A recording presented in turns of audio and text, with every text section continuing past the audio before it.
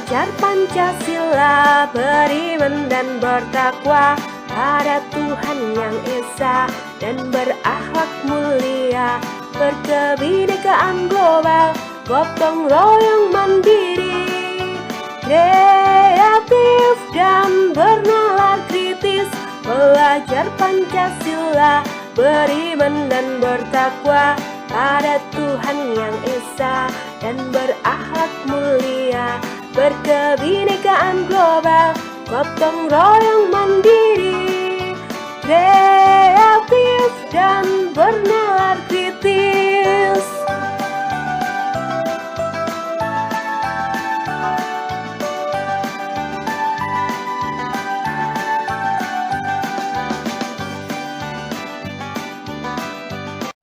Assalamualaikum warahmatullahi wabarakatuh. Waalaikumsalam warahmatullahi wabarakatuh. Selamat siang Bapak Ibu.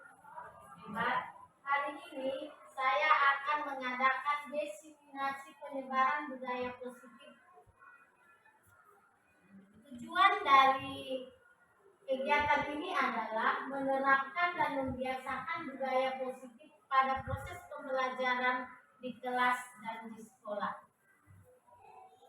Selanjutnya, budaya positif tersebut adalah dijalankan dengan menerapkan konsep-konsep inti seperti disiplin positif, memahami motivasi perilaku siswa yang berkaitan dengan hukuman dan penghargaan, posisi kontrol seorang guru, membuat keyakinan sekolah dan kelas, dan penerapan segitiga restitusi dalam penyelesaian masalah. Nah, selanjutnya kita ke disiplin positif. Disiplin positif itu ada 3 yang harus dilakukan. Cara menerapkan disiplin yang mengajarkan anak bertanggung jawab dan menumbuhkan kesadaran diri berdasarkan nilai-nilai kebijakan. Selanjutnya, 2, lebih ke arah disiplin diri yang dapat mengontrol diri dalam melakukan sesuatu tindakan. Yang ketiga, dapat membuat murid memahami dan menyadari berdasarkan motivasi internal, bukan akibat paksaan ataupun hukuman. Selanjutnya, motivasi perilaku murid. Motivasi perilaku manusia ada 2, yaitu motivasi eksternal dan motivasi internal. Motivasi eksternal di sini adalah untuk menghargai ketidaknyamanan dan hukuman. Yang kedua, untuk mendapatkan imbalan penghargaan dari orang lain. Sedangkan motivasi internal adalah motivasi untuk menjadi orang yang mereka inginkan dan menghargai nilai-nilai yang mereka percaya. Sebaiknya menghindari hukuman dan pemberian penghargaan yang berlebihan agar meminimalisir motivasi eksternal pada diri murid. Selanjutnya, posisi kontrol seorang guru ada 5, yaitu penghukum, pembuat merasa bersalah, teman, pemantau, dan manajer.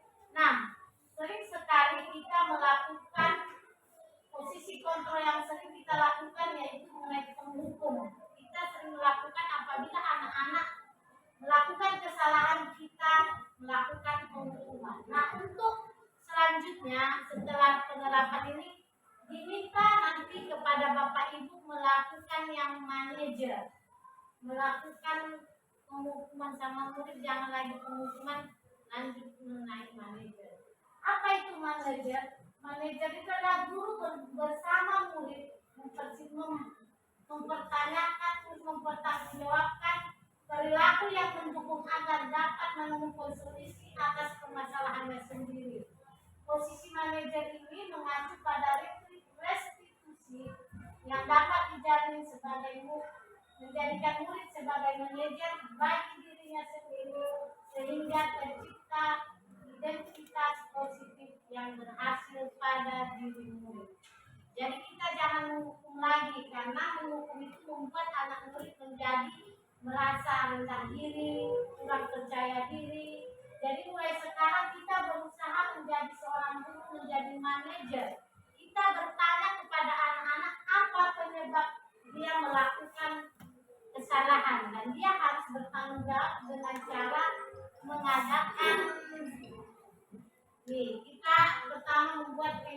kelas. Keyakinan kelas atau sekolah, guru berperan dalam mewujudkan terbentuknya keyakinan kelas dengan adanya kesepakatan antara guru dengan murid. Di situ keyakinan dibuat, bukan peraturan lagi. Kalau peraturan kan ada kata dilarang. Nah sekarang kita membuat keyakinan kelas itu bersama dengan murid. Kita tanya apa mau murid tersebut, baru kita buat. Jadi hingga dia merasa membuat keyakinan kelas itu harus bertanggung jawab terhadap lingkungan dan mudah dipahaminya. Nah, kalau anak melakukan kesalahan, kita membuat segitiga diskusi dalam penyelesaian masalah. Guru yang berperan sebagai manajer tadi menggunakan segitiga restitusi dalam penyelesaian masalah melalui 3 tahap. Kita menstabilkan identitas tahap pertama, tahap kedua validasi tindakan, dan tahap ketiga yaitu menanyakan keyakinan. Tujuan dari segitiga restitusi ini adalah untuk menghasilkan murid yang mandiri dan bertanggung jawab. Ada pertanyaan Bapak Ibu?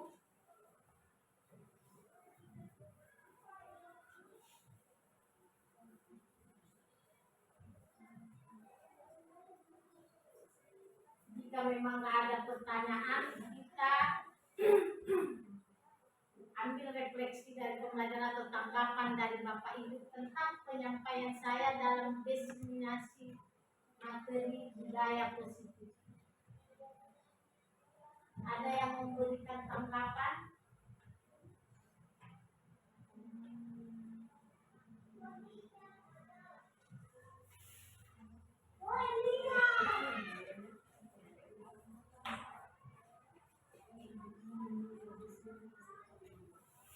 Jadi maksudnya dari manajer itu bagaimana tuh maksudnya? Jadi keputusan itu diserahkan kepada murid gitu. Maksud dari manajer di sini, guru dan murid yang melakukan kesalahan duduk bersama, mengadakan restitusi sedikit. Kita tanya dulu, menstabilkan identitas. Mengapa anak itu melakukan, misalnya dia berantem atau berantem sama kawannya. Apa penyebab dia melakukan kesalahan itu? Nah, ditanya dia anak tadi. Setelah dia ditanya, dia menjawab, baru kita tanya, oh perbuatanmu itu sebetulnya salah. Kita di sini memvalidasi tindakan dia. Tindakanmu salah. Kenapa salah? Kita tanya. Kamu tanya misalnya anak tadi, kamu membuat dia memukul dia gara-gara apa? Ada kan disebutkanlah penyebabnya apa. Setelah disebutkan penyebabnya, kita membuat dia itu tindakannya salah. Jadi tindakan yang salah tadi yang telah dilakukan, kita tanya, yaitu tadi menanyakan keyakinan di kelas, kan dari buat keyakinan kelas.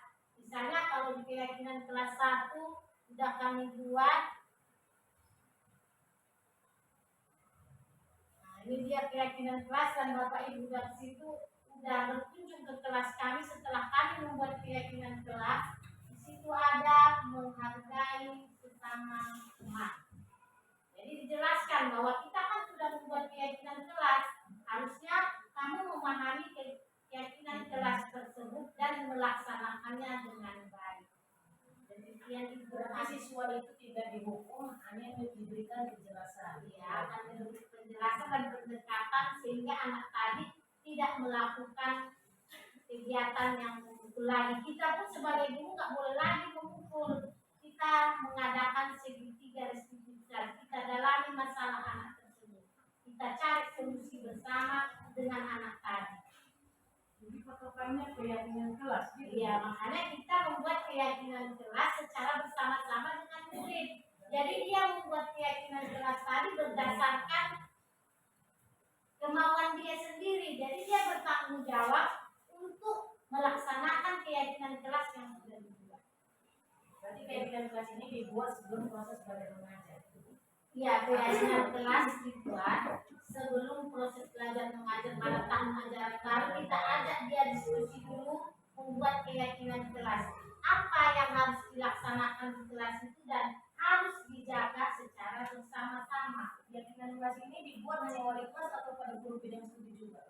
Keyakinan kelas itu dibuat dengan semua semua guru, baik dia guru bidang studi, baik dia guru kelas, harus melaksanakannya. Jadi kan guru misalnya untuk olahraga, Iya. dia kan ada sarana prasarana, misalnya bola.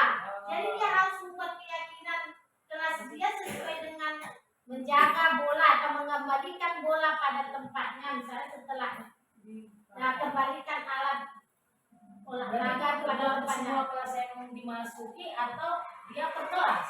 Setiap kelas yang dimasuki dibuat keyakinan kelasnya agar kelas tadi bisa saling sama-sama menjaga barang-barang yang ada dalam kelas.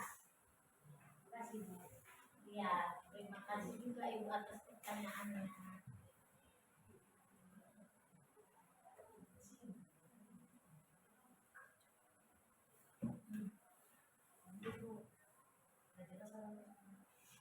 Sudah, bagaimana kita dari pertemuan ini setelah mengadakan diseminasi budaya positif, saya berharap kepada Bapak Ibu semua supaya membuat keyakinan kelas itu berdasarkan harus ada kompromi dengan sesama murid.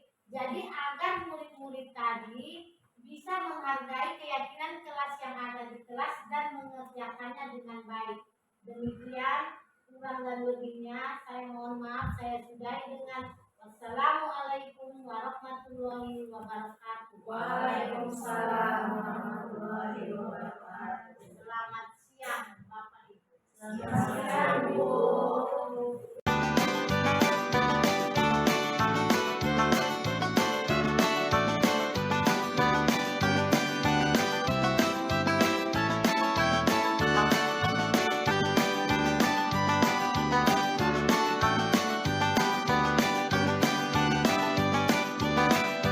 Assalamualaikum warahmatullahi wabarakatuh.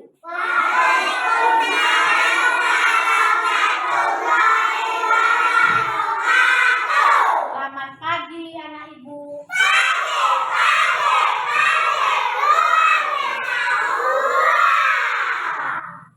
Hari ini kita akan membuat keyakinan kelas.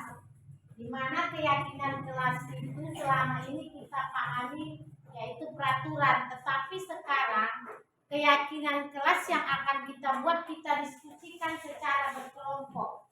Keyakinan kelas apa nanti yang akan kita buat? Tidak lagi peraturan. Kalau peraturan itu ada kata dilarang. Misalnya dilarang membuang sampah, tapi ternyata banyak juga sampah yang ada di dekat kita. Nah, untuk itu kita di sini akan membuat keyakinan kelas yang berupa menjaga sarana pembelajaran. Sarana pembelajaran contohnya meja, kursi, papan tulis, dan buku serta media pembelajaran. Nah, selanjutnya kita akan membuat keyakinan kelas dengan cara berkelompok. Nah, udah Ibu bagikan gambar kan?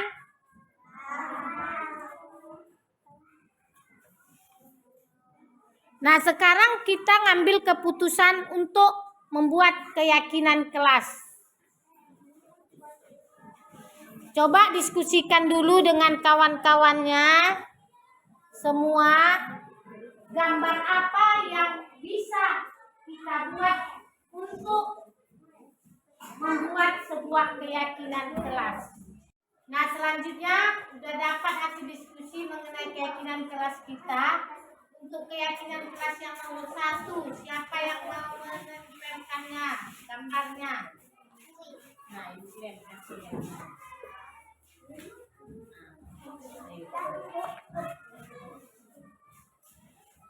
ya.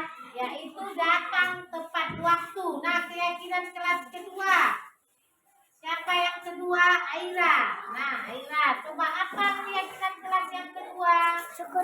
Berdoa sebelum dan sesudah pembelajaran. Selanjutnya keyakinan kelas ketiga. Ayo Jaki. Apa Jaki ini? Melakukan gerakan, melakukan 3S. Senyum, sapa, dan salam. Nah, selanjutnya ada lagi keyakinan kelas kita yang mau kita buat. Yang keempat,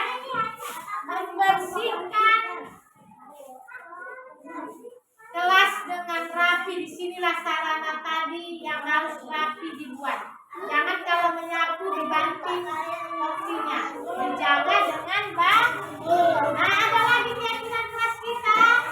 Nah, keyakinan kelas yang kelima ada. Yang kelima yang mau dibuat saling menghormati. Nah, iya, selanjutnya ada lagi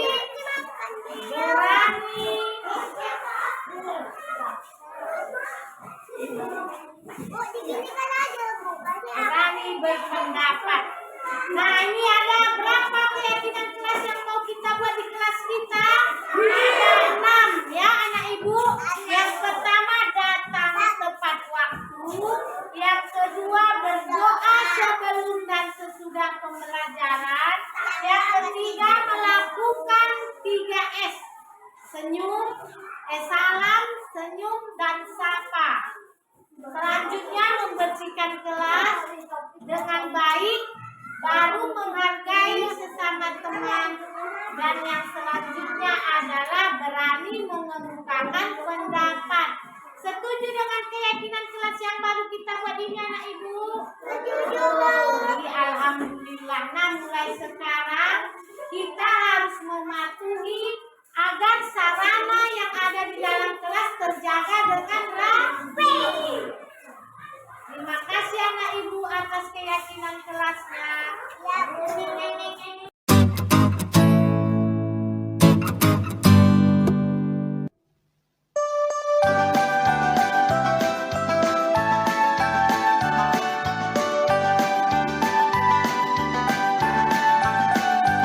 Belajar Pancasila, beriman dan bertakwa pada Tuhan yang Esa dan berakhlak mulia, berkebinekaan global, gotong royong mandiri, kreatif dan bernalar kritis.